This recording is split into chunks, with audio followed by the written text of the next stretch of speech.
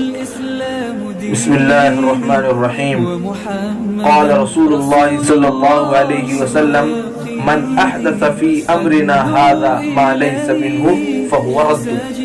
اللہ کے رسول صلی اللہ علیہ وسلم کا ارشاد گرامی ہے کہ جو شخص ہمارے اس دین میں کوئی بھی نئی یا غیر متعارف چیز داخل کرے گا تو اس کو قبول نہیں کیا جائے گا بلکہ رد کر دیا جائے گا۔ امام بخاری رحمۃ اللہ علیہ نے اس کو 2797 نمبر پر اپنی کتاب بخاری میں روایت کی۔ یعنی دینی معاملات میں، دینی احکامات میں کوئی بھی شخص اگر یہ چاہے کہ وہ اپنی طرف سے اسلام میں اور دین کے اندر کوئی چیز ملا دے تو اس کو قبول نہیں کیا جائے گا بلکہ رد کر دیا جائے گا۔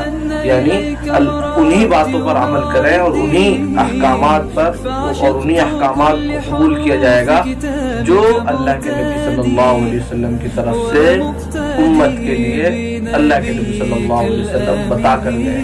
لہذا دوسری تمام باتوں کو چھوڑ دو اور ان باتوں پر عمل کرو جو اللہ کے نبی صلی اللہ علیہ وسلم بتا کر گئے۔